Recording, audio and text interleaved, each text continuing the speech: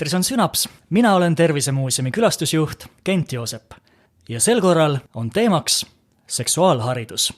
Ja seda teemat ei ava ma täna siin üksi, vaid minuga koos teisel pool lauda istub hea külaline Katriin Kütt-Oad. Katriin, räägi endast pisut, et kuidas oled jõudnud seksuaalhariduseni? Ma väga tänan kutse eest ja see tee siia laua taha on olnud väga huvitav ja on käinud väga koos siis selle muuseumiga, et kui see muuseum aastal 2014 taas avas ennast pärast pikka renoveerimist, tulin mina siia tööle ja tekkis võimalus valida endale teema, et millega hakata toimetama. Ja seksuaalharidus tundus tollel hetkel nagu natukene võib-olla siukene, ütleme niimoodi, et veidi itsitades ja niimoodi rõõmsalt kilgates sai see nagu teema võetud, et ega ma ise tollel hetkel väga palju veel sellest ei teadnud.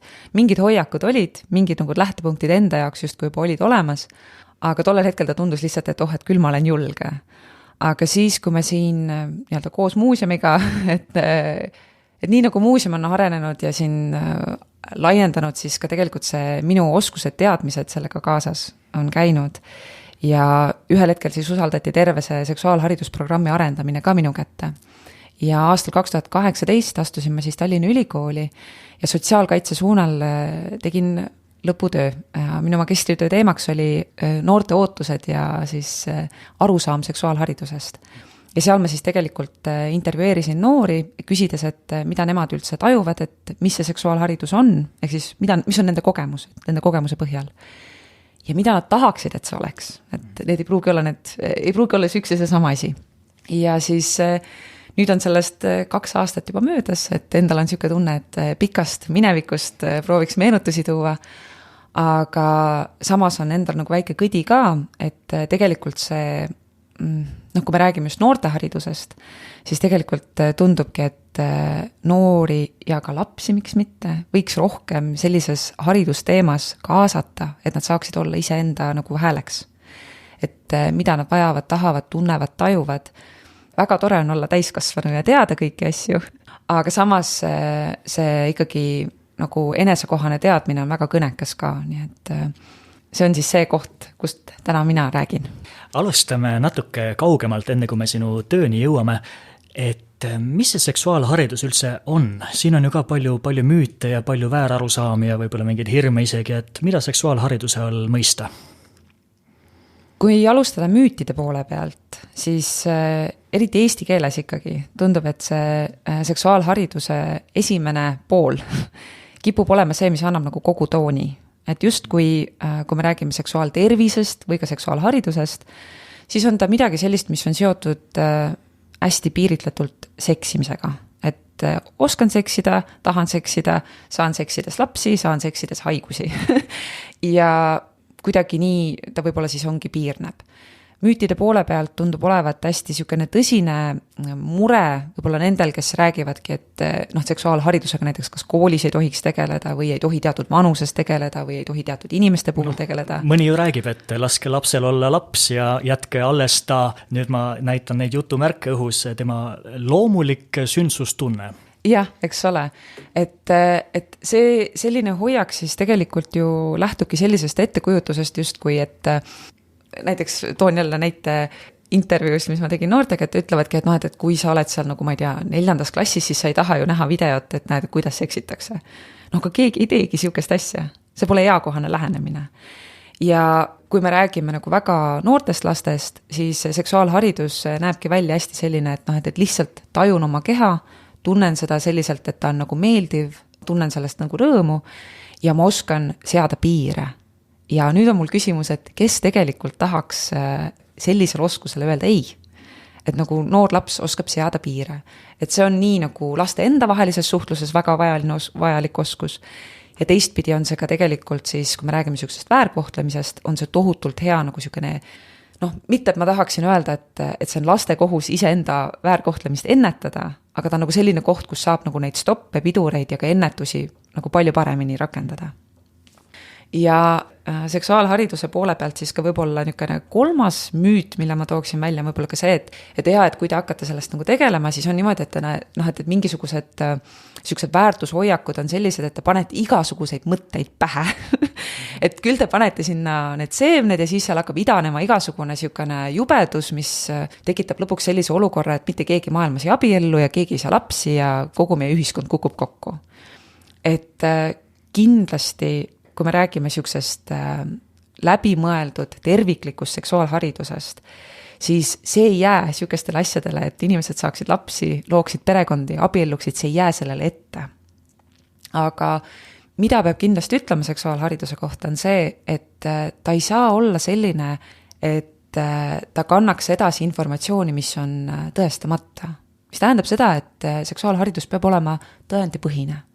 Ja oskad sa tuua mõned näited, millel seksuaalharidus kas või näiteks meie muuseumis või ka koolide haridussüsteemis tugineb, et kus on eeskujud? Meie muuseumis on ikkagi üsna palju võetud sellest Euroopa seksuaalhariduse standarditest ja siis sellest tööst, mida on teinud Eesti Seksuaaltervise Liit. Et siin on meil endal väga tugevaid koolitajaid, need, kes on nagu, ütleme niimoodi, kui me räägime sellest standardist eesti keeles praegu üldse, siis see on ju nende poolt siin põhimõtteliselt tõlgitud.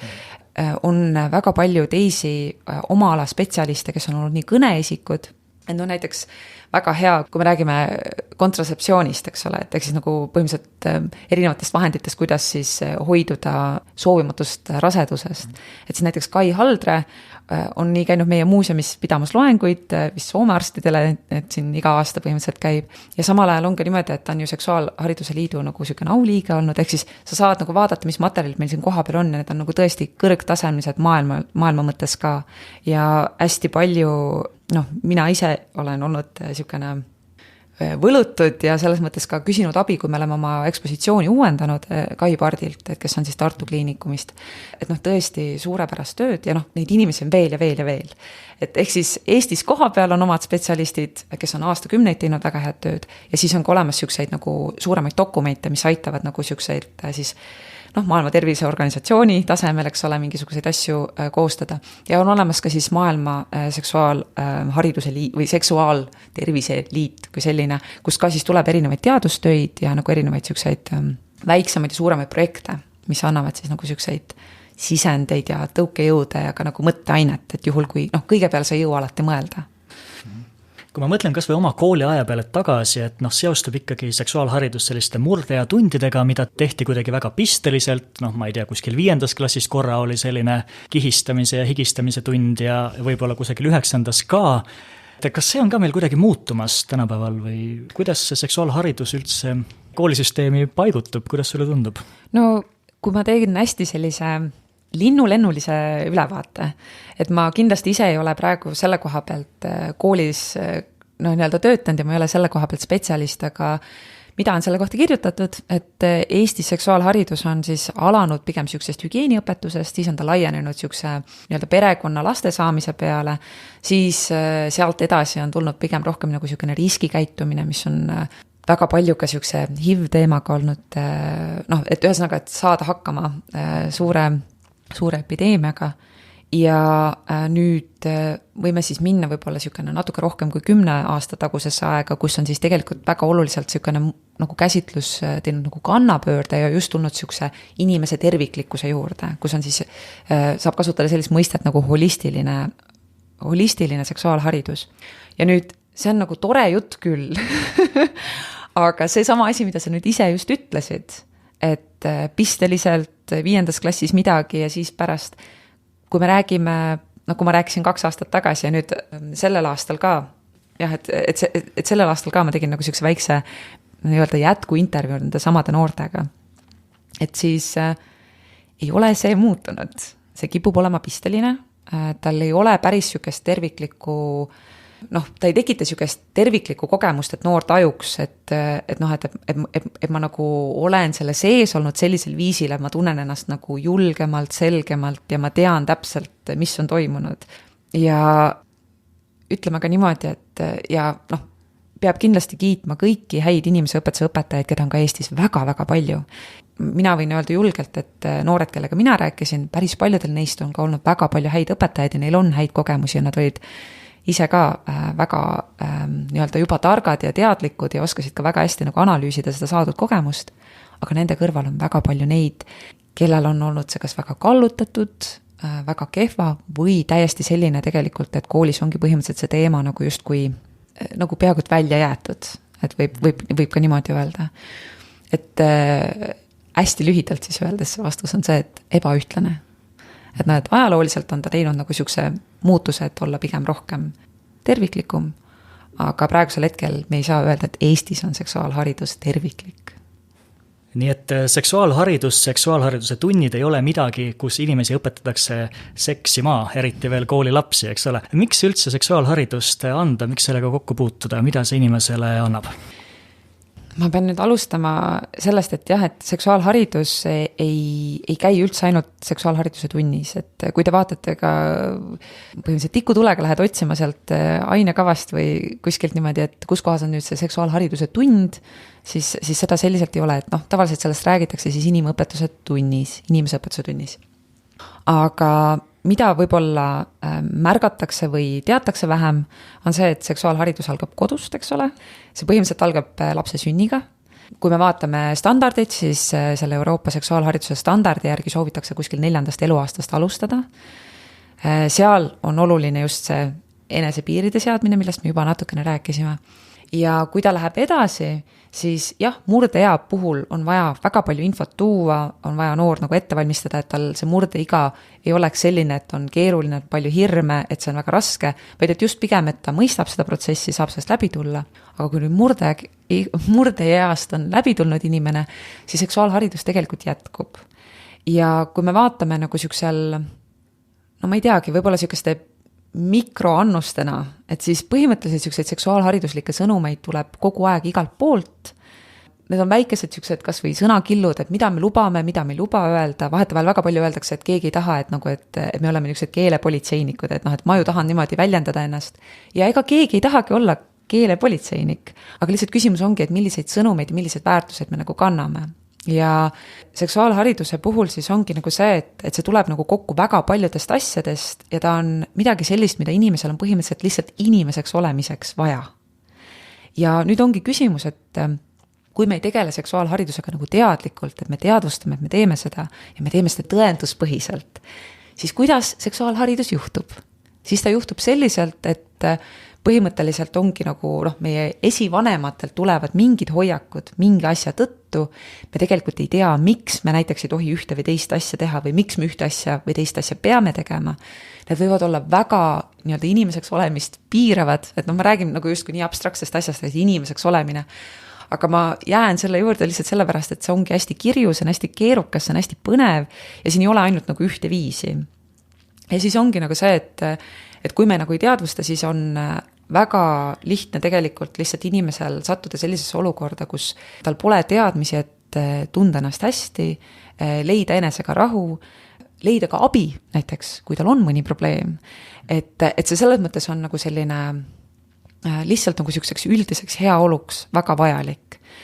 Ja nii nagu juba enne sai öeldud, et seksima ei õpetata, eks ole, siis tegelikult eks see on üks osa sellest ja üks osa on ka sellest, et tegelikult ju räägitakse ka naudingust, et see on niisugune uuem pool, et mida nagu proovitakse tuua välja, et see on väga-väga vajalik, et ühtepidi see, et kui me räägime seksuaalharidusest ja toome naudingu sisse, siis inimesed nagu võtavad rohkem infot endale kaasa, sest et kui on ainult hirm, siis inimesed tihtipeale ka nagu sükest ohtu kipuvad alahindama, mis puudutab mind ennast. Aga teistpidi on ka see, et kui siukse hea seksuaalkäitumise juurde käib nauding ja mõnu, siis on ka see, et ma käitun turvalisemalt ja paremini, sest ma tean, et see käib, see on nagu osa sellest. Ja teistpidi siis, kui naudingu kõrvale veel tuua teine aspekt, on ka siis niisugune kultuuriline osa, et sellest nagu rohkem nagu lahti rääkimine, muidu me elame nagu siuksed kalakesed ookeanis ja me ei saa aru, milline vesi see on, mille sees me ujume ja ei oska nagu ära tabada seda, et kõik ei uju selles samas ookeanis. et on ka nagu erinevaid viise ja võib-olla mõni ei pea üldse ujuma ookeanis, mõni lendab ookeani kohal, et see on, et selles mõttes nagu, et seda nagu teadvustada, et see on selleks väga oluline. Tuleme nüüd ka sinu magistritöö juurde. Nimeks oli tal siis noorte arusaam ja ootused seksuaalharidusest, et sa siis vestlesid, intervjueerisid seal erinevaid noori ja mida nad välja tõid, mis sealt välja tuli? Võib-olla enne, kui ma isegi räägin sellest, et mis need nagu tulemused olid, ma räägiks tegelikult sellest uurimuse nii-öelda piiridest. Kui ma seda ei teeks, siis, et siis jätaks võib-olla natukene vale mulje, aga see toimus siis meie koroona esimese karantiini nagu tingimustes, mis tähendab seda, et niisugused esmased plaanid, mis olid tehtud, läksid kohe niimoodi vastu taevast ja tuli väga palju nagu kiiresti asju ümber mängida. Ja tänu sellele siis niisugusel lumepalli meetodil, mis siis tähendab seda, et sa leiad nagu ühe osaleja, kes on nagu nõus ja siis ta nagu leiab veel osalejaid ja siis tekivad niisugused sõpruskonnad, et tekkis 3 intervjueeritavate gruppi, kus siis oli 14 noort. Vanusevahemikud olid päris suured, et seal oli 14 aastast kuni 19-ni minu arust või 18-ni, et keegi oli kohe saamas 19. Et see tähendab seda, et see vanusevahemik oli ka päris suur ja nad kõik olid Tallinna koolidest. Oli osalejaid, kellega ma nagu tahtsin väga-väga seda intervjuud läbi viia, kes poleks nii seda nii-öelda selliseks Põhja-Eesti pealinna nagu keskseks teinud, aga seal tekkisid omakorda omad tõkked, et näiteks valimist jäid välja need noored, kes ütlesid, et sellisel teemal nagu seksuaalharidus ei saa nad kodus üldse sellisel viisil rääkida, et nad võiksid isegi küsida oma vanema käest luba, kas ma võin niisugusel asjal osaleda. Sest et kuna tegu oli ikkagi põhiliselt alaealiste inimestega, siis ongi nagu see asi, et mina ei saanud neid lihtsalt nagu jutule kutsuda, vaid kõik pidid saama siis oma vanemalt ka selleks loa. Nii et see tähendab siis seda, et kõik olid saanud oma vanematega rääkida, mis tähendab, et need perekonnad olid juba piisavalt avatud ja kui need vanemate vastused mulle tulid, siis mulle jäi mulje, et olid ka väga sekspositiivsed. Räägime mõiste lahti, mida tähendab sekspositiivsus? No sekspositiivsus ongi siis selline, et kui me räägime põhimõtteliselt siis inimese seksuaalsusega seonduvast, siis see tähendab seda, et selles on nagu niisugune hinnangute vabadus, seal on selline, et ei ole nagu tabuteemasi ja pigem on nagu see, et seksuaalsust nähaksegi siis niisuguse inimese terviku juurde kuuluvaks.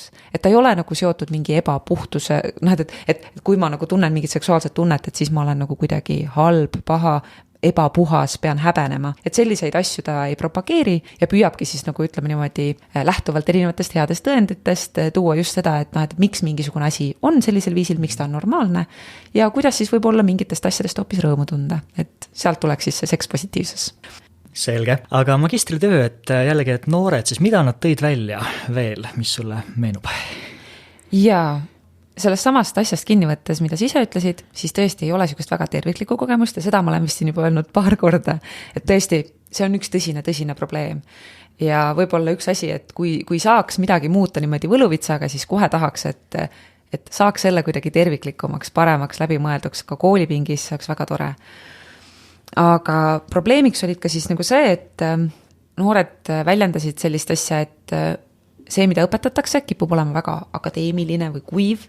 Kui räägiti, mida seal tunnis tihtipeale tehakse, siis hästi palju niisugust pahameelt tekitas see, et jälle me vaatame seda anatoomilist joonist, ma võin seda õpikust ise ka lugeda, kas on nagu mingit päris teadmist. Ja mis oleks see päris teadmine, mida nad küsivad, on see, et ma tahangi teada, kuidas juhtida oma tundeid, kuidas saada hakkama suhete sees, väga tõsine teema, mis kerkis väga mitme nurgalt ja ka jätku vestluses väga tõsiselt kerkis üles on nõusolek.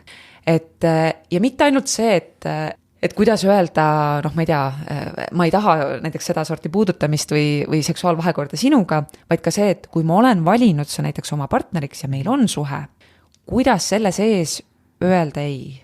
Kuidas öelda ja võib-olla see on ka seotud selle tunnete juhtimisega, et kuidas ka ise kogeda näiteks niisugust mitte nõustumist mingisuguse tegevusega, et see ei ole alati nagu mulle antud kui nagu selline eitus, vaid see on võib-olla mingisugusele tegevusele, mingisugusele liigutusele, mingisugusele hetkele. Et nagu kuidas saada niisuguses maastikus paremini hakkama. Siis lisaks siis niisugusele nõusoleku teemale oli ka väga palju just niisugust toodi mitmes korras välja ka niisugust nii-öelda perevägivalla ja suhtevägivalla teemat ja nagu kritiseeriti seda, et kui nüüd koolides sellest räägitakse, siis on nagu statistika, aga see on kuidagi niisugune nagu, nad on nagu, ta on nagu inertne, et midagi ei saa nagu justkui teha. Ja et meil on need kannataja pooled, keda me võime nagu välja tuua, siis on need, kes paevad neid asju, aga mida tegelikult täpselt ära teha, eks ole, et siin ongi nagu see, et tegelikult nad küsivad justkui seda sama asja, kui me räägime sellest nõusoleku poolest, kui me räägime tunnetusjuhtimisest ja kui me räägime vägivalla poolest, siis tegelikult on see üks ja see sama asi, aga nad toovad selle niimoodi mitmes aspektis välja ja see ongi see probleem, et tegelikult seda ei ole ka ära ühendatud, et tegelikult läbi selle, kui kõik oskaksid mingit niisugust head oskust, et nagu näiteks oma tundeid juhtida ja oskaksid saada hakkama nõusoleku temaatikaga, siis tegelikult juba see vägivalla probleem hakkabki ära lahendama. Et ka mingite niisuguste asjade nagu kokkuviimine.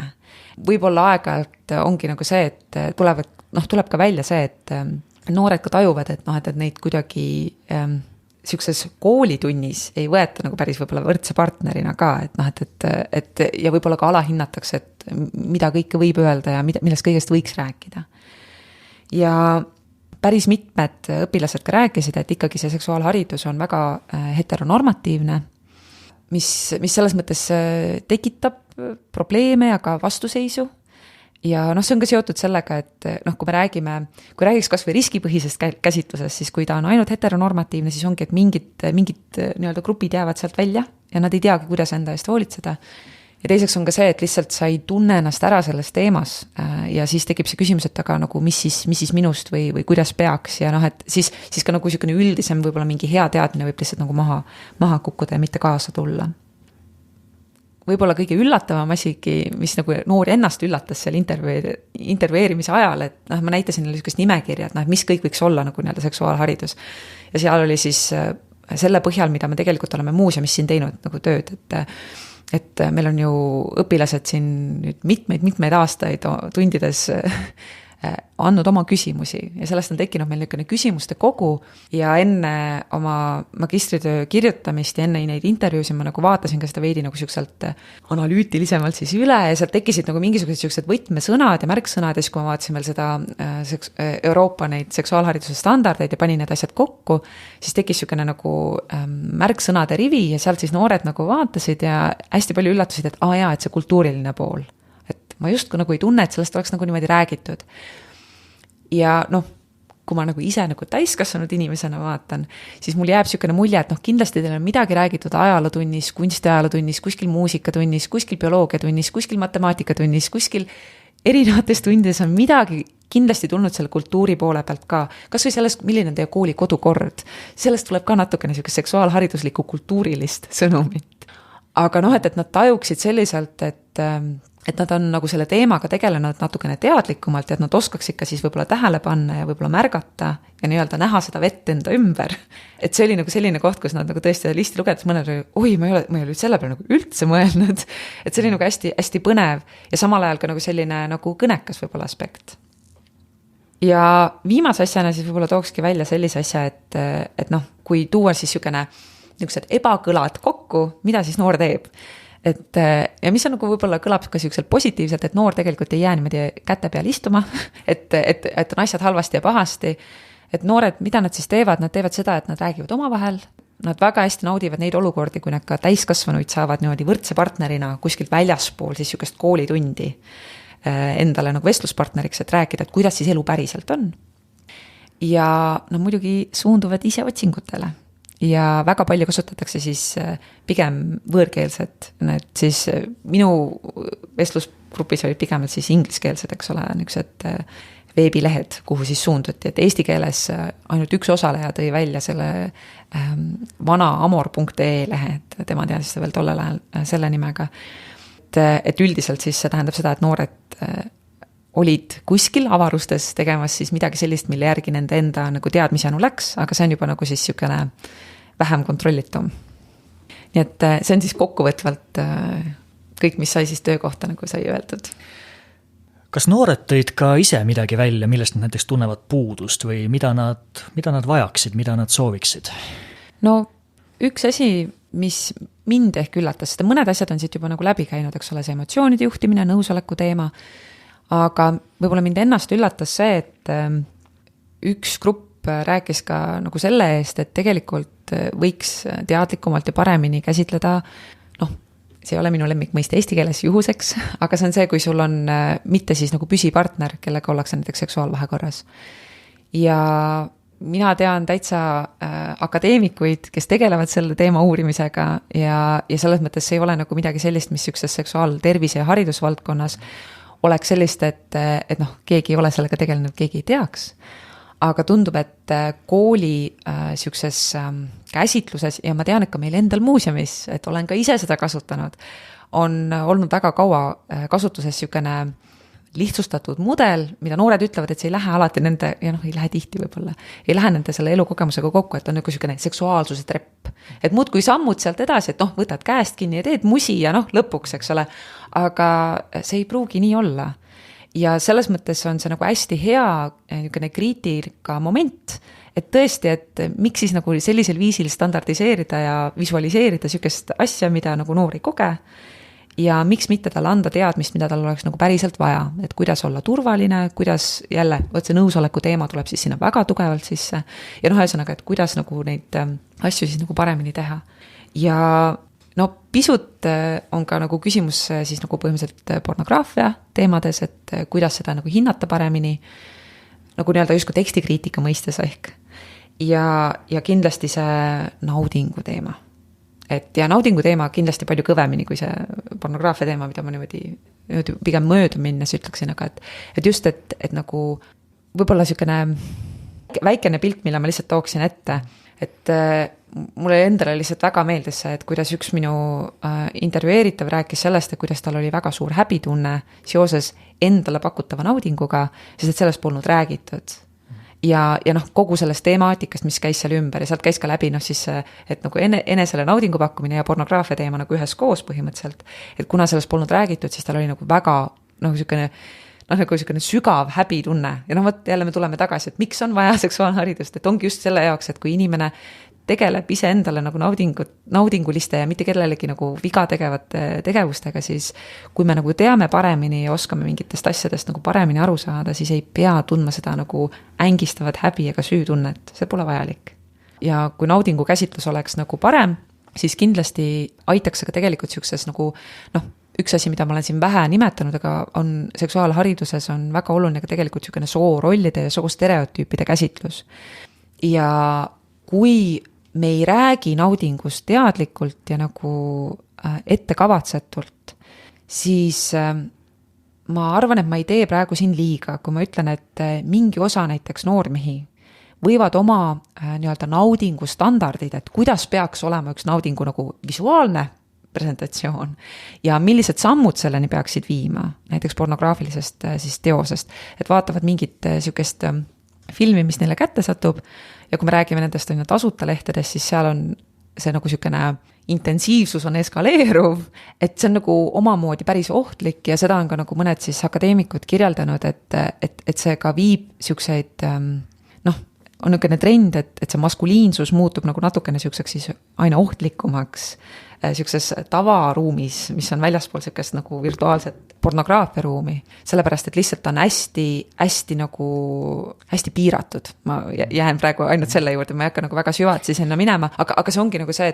et mida sa võid kogeda naudinguliselt ja milline võib olla inimese naudingu kogemus, et kui sellest nagu rääkida nagu teadlikumalt ja läbimõeldumalt, siis see võib just tekitada sellise nagu ütleme nii-öelda vabanemise ja ka soostereotüüpe nagu oluliselt nagu lõhkuda ja ka seda enesekohast nagu stereotüüpi, mida võib-olla mõni inimene võib endale nagu nii-öelda peale suruda või millest malli võtta.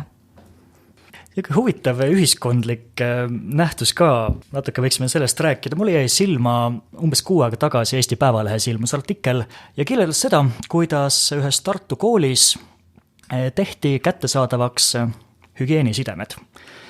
Ja jumala vahva, jumala äge. Ja siis ma vaatasin kommentaariumit, jumal hakkas nii kurb.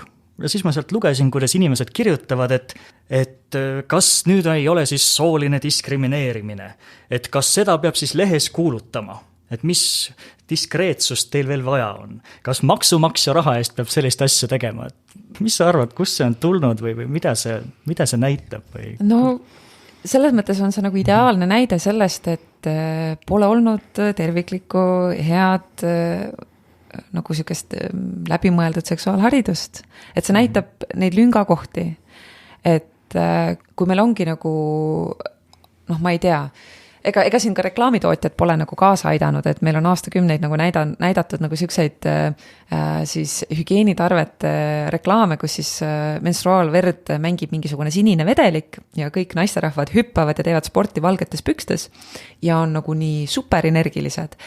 Ja põhiline teema on ikkagi see, et see on nii nagu mitte keegi ei saa ju mitte midagi aru. Et selles mõttes see nagu eitab väga siukest menstruatsiooni tegelikkust nii-öelda, et see eitab väga tugevalt.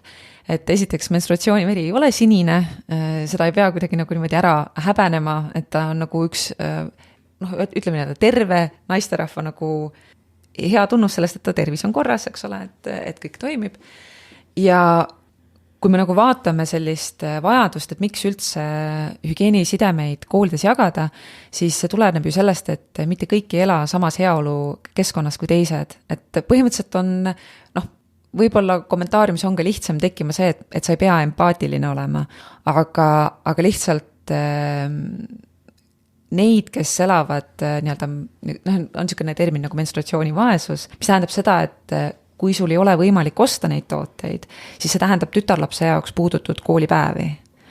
Üleüldiselt võib-olla, mis mulle väga meeldib, et praegusel hetkel siukene sekspositiivsus on nagu laienemas ja nagu siukene holistilisem käsitlus on juba nagu rajanud seda teed ja inimesed nagu räägivad asjadest julgemalt ja internet on selles mõttes ka nagu väga hea vahend, et seal ka jagatakse rohkem neid kogemusi, et kui me räägime kas või siuksest menstruatsiooni kogemusest, siis tegelikult oleks ka nagu tore, et vanasti oli see mingisugune kole stereotüüp, et inimene muutub kohe nii nagu hulluks, et põhimõtteliselt naisjuhti ei saa usaldada, sellepärast, et ta, nii kui tal päevad tulevad, siis kohe kõik asjad on kraavis. Aga samal ajal, niisugune reklaamiretoorika siuksest valges pükstes, ma ei teagi, kõike asju kergelt tegevalt naisterahvast, et see ka ei ole kõigi inimeste nagu ühine kogemus ja tegelikult, et nagu teha seda ruumi sinna juurde, et seal võib ka nagu olla teisi aspekte. Et see oleks nagu tore, kui nii-öelda hea seksuaalharidust tooks need lüngad nagu täis. Eakamate inimeste puhul, kes võib-olla seal kommentaariumis sõna võtavad, et nende puhul oleks justkui see kohustus tegelikult ennast ise harida, enne kui nagu sõna võtta. Et tihti peale me kipume olema niimoodi, et me ei tee enam niisuguseid koolitusi, et ka lapsevanemaks on meil võimalik tänapäeval ju saada tegelikult niimoodi, et sa oled võib-olla keskkoolis teinud ühe mingi perekonnaõpetuse tunni. Ja siis, kui sa saad juba täiskasvanuks, siis kõik eeldavad, et sa saad hakkama. Nüüd on tulnud ka mingisuguseid hea vanemluse koolitusi ja koolitajaid juurde, kes proovivad nagu aidata selles protsessis nagu paremini hakkama saada. Aga üleüldiselt, kui me nagu vaatame, siis siukest seksuaalharidus täiskasvanu eas kiputakse pigem võib-olla fetišeerima, et see tuleb nagu kuskilt, et see on pigem siis niisugune naudingu maksimaliseerimine ja ta on nagu midagi sellist, kus me kõik õlidega kuidagi libiseme või ma ei tea, ma võib-olla teen siin liiga, aga et ütleme niimoodi, et mingisugune kujutlus võib-olla tabab hetkel seda nooti, et ta kipub olema midagi niisugust pigem fetišeeritud. Aga iseenesest oleks jube tore, kui meil oleks võimalik, iseenesest mingi niisugune nagu avalik debatt võib-olla peakski olema siis täiskasvanud inimesele see koolikoht. Et kui me räägime sellest, et miks on vaja rääkida uudistes sellest? Sellepärast, et inimesed reageerivad niimoodi.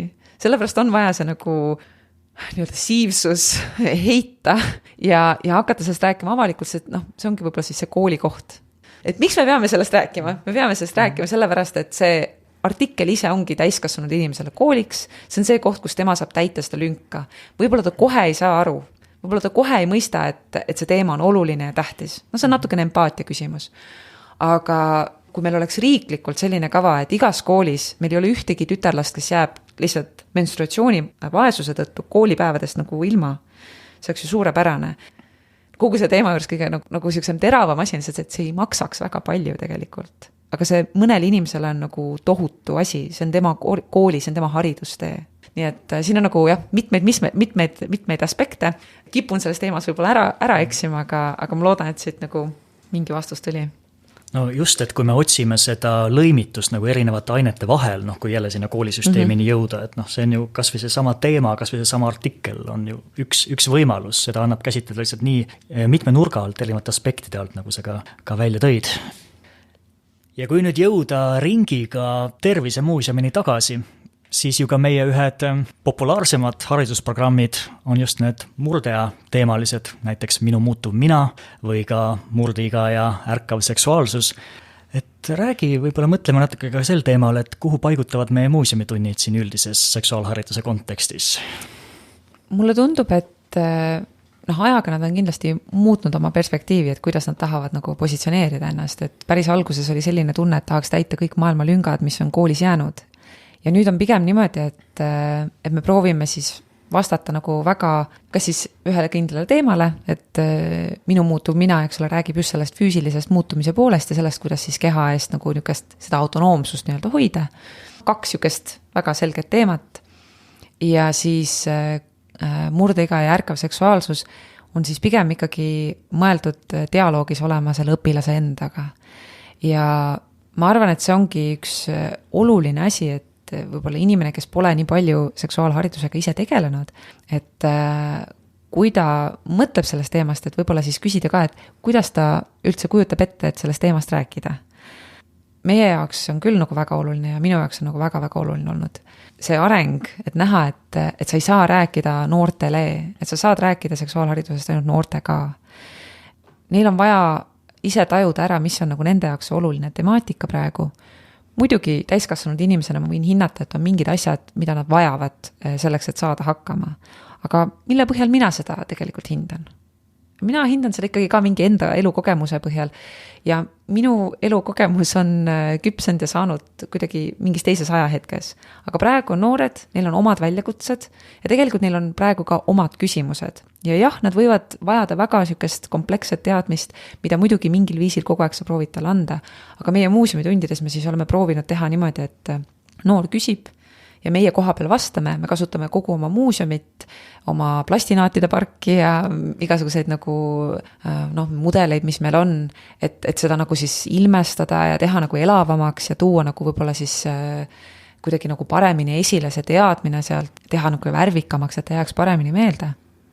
Mulle väga on meeldinud, et meil kahtlemata on kindel struktuur, aga see just ongi pidevalt muutunud ja muutunud just tulenevalt õpilaste küsimustest ja nende huvidest, et see on väga lahe. Ja ma kindlasti ei saa öelda, et iga tund on olnud nagu täielik jackpot, et kui sa oled teinud nagu sellise tunnikava, siis on täiesti aus öelda, et võib olla aeg-ajalt selliseid kohti, kus läheb rabedamalt. Ja ma ei ütle midagi halvasti, aga on aineid, mida saab koolis anda selliselt, et sa paned enam-vähem selle kava paika ja sa võid nagu peaaegu et mitu aastat andagi neid samu tunde selle samal ajal ja sa räägid täpselt samal hetkel mingit sama asja, sest et see aine ise lubab seda. Ta ise on niivõrd nagu struktureeritud ja ei ole pidevas muutumises. Aga nüüd seksuaalharidusega on selline lugu ja just kui me nüüd laseme õpilastel küsida neid küsimusi, siis mida sa näed on see, et sa pead nagu põhimõtteliselt igapäevaselt kogu aeg juurde õppima. Ja isegi kui sa oled seal klassi ees ja nagu oled nagu, et ma nüüd proovin teile vahendada seda parimat teadmist, peab olema kindel nagu selgrooga ja ma ise mõtlen ka oma nagu arengu peale siin muuseumis, et ma ei ole alati julgenud, et see nagu julgus tuleb nagu võib-olla siis, kui sa oled saanud nagu rohkem aru, et kus need piirid üldse on. Aga et julgeda öelda, et ma ei tea, et seda asja ma ei saa kommenteerida, sest et siin meil ei ole seda teadmist või sellega on mul natukene ebalen. Et päris lihtne on tegelikult teha, kas siis ütleme niimoodi, et võib-olla mitte otseselt halba, sest et noor inimene ikkagi nagu mõtleb juba päris palju oma peaga ja ta lihtsalt võib siis hakata vastanduma kõige sellega, mida sa räägid, kui sa kasutad nagu sükest halba infot või just nagu annad pigem hinnangu, mitte infot. Et see on üks sükene oluline asi, mida tasub nagu vahet teha. Kas ma räägin mingisugusest hinnangust, mis mu sees on, või ma räägin päriselt nagu sükesest tõenduspõhisest teadmisest, et on 2 erinevat asja tihti peale. Kui sa siis oled seal õpilastega koos ja te arutate neid teemasi ja nad saavad küsida, siis tõesti on seinast seina need teemad, mis tulevad tundi. Ja mis võib-olla nagu üllatab võib-olla mõnda inimest ongi see, et õpilane tuleb seksuaalhariduse tundi ja ta võib tahtada seal rääkida näiteks toitumisest, rääkimata muidugi keha muutumistest ja võib-olla suhetest ja seksuaalvahekorrast, aga ta võib tahta ka rääkida, kuidas parandada oma suhteid oma vanematega. Ta võib tahta rääkida sellest, et kuidas saada hakkama, kui mu sõber näiteks on ennast hävitava käitumisega, suitsidaalne näiteks. Ta võib küsida ka sellest, et mis probleem on näiteks kõikide siis sõltuvusainetega. ja ta võib nagu seda pilti näha selliselt, et see on selle seksuaalsusega seotud, sest et see on, tihtipeale sellest seksuaalharidusest hakatakse rääkima siis, kui tegelikult ongi noore sees on väga palju asju toimumas, ka nagu sõltuvusainete teema või näiteks niimoodi. Et see kuidagi seondub talle sinna sisse ja siis sa oled seksuaalhariduse tunnis, aga su käest küsitakse näiteks niisugune küsimus. Et siis ongi see valiku küsimus, et kas ma nüüd võtan selle teema, kas ma saan sellest kuidagi rääkida selles lühikeses ajas või ei saa, kas ma saan seda lihtsalt mainida, ei saa. Kas me ütleme, et tulge järgmine kord muuseumisse, meil on selle kohta ka tund. et siin on nagu niisugune, et peab jala peal nii-öelda otsustama, et seisan siin teie ees ja mis saab. Ma ise soovitaksin kõigile, et kes tegelevad ka inimeseõpetuse tunnis selle seksuaalharidusega, ja ma tean, et väga paljud inimeseõpetuse õpetajad ka teevad. Et kui me oleme käinud ka õpetajatega rääkima, siis õpetajad ka ise ütlevad, et neil on see metoodika nagu kasutusel, et nad lasevad küsida anonüümseid küsimusi. Ja see on nagu suurepärane, aga see on ka sellepärast suurepärane, et siis see õpetaja ise ka ei saa jääda mugavaks. Et sa pead, nähes neid küsimusi, tihtipeale tuleb see, et aga ma pean üle kontrollima, ma pean uuesti üle vaatama ja võib-olla ongi, midagi on juba muutunud. Et siis saab ajaga käia kaasas. Kuidas ajaga kaasas käia, kui nüüd tõesti siin lõpetuseks veel mõned sellised portaalid või allikad veel nimetada, et mis need võiksid olla, kas või noorele endale või ka näiteks õpetajale, kes soovib ennast täiendada? Mina eesti keeles soovitaksin kindlasti minna vaatama seksuaaltervis.ee lehte. Ja kui on noorel ka küsimusi, siis seal peaks olema ilusti väga hästi vastatud, sisestan oma küsimuse ja saan pärast vastuse formaat. Ja seal saab täiesti anonüümselt seda nagu ka teha. Ja kui ei taha ise küsida, siis on seal väga palju väga head infot koha peal olemas. Ja nüüd õpetajatele, siin on materjale väga-väga palju. Eesti keeles on olemas ja inglis keeles on see nagu väga võimas maastik tegelikult. Aga et seal paremini orienteeruda, siis mõned lingid saab siis äkki panna sinna episoodi alla ja ma päris neid kõiki nagu ei hakkagi üles ja välja lugema, et kindlasti õpetajad ka kasutavad erinevaid, ma tean, foorumeid, ma olen ise näinud näiteks Facebookis, kus kasutatakse, et millega te neid teemasid arutate ja siis ka õpetajad kasutavad nii-öelda üksteise välja nagu töötatud meetodeid, aga kui me räägime näiteks kas või sellisest inimesest, kes alles nagu siseneb sellele väljale või tahab sellest teemast nagu natuke rohkem ja teadlikumalt rääkida, et siis niisugune laiem info on võib-olla siis selliselt meie jagatud lingilt sealt leitav, et kuidas nagu läheneda selle teema juurde. Aga tõmbame selleks korraks siis jutuotsad kokku. Rääkisime täna siis seksuaalharidusest, et mis see üldse on, kellele see on, mis see on, mida silmas pidada selle andmisel, mida noored võib-olla ise ootavad. Aitäh sulle, Katriin, et sa tulid ja seda teemat aitasid avada. Ja mina väga tänan kutse eest, et väga tore, et nii olulisel teemal räägitakse. Aitäh! Selleks korraks kõik. Kuula Synapsi uusi ja ka varasemaid osasid ikka Tervisemuuseumi kodulehelt ja levinumatelt podcasti platvormidelt, näiteks Spotify, Google ja Apple Podcast ja teisedki. Ja kui sul on mõtteid, millest või ka kellega võiks Synapsis rääkida edaspidi, siis ole hea, kirjuta mulle julgelt aadressile kent@tervisemuuseum.ee või ka meie muuseumi sotsiaalmeediasse ja võtan neid kindlasti arvesse. Samuti ka tagasiside on väga oodatud. Aitäh kuulamast, kuulmiseni ja kohtumiseni Tervisemuuseumis!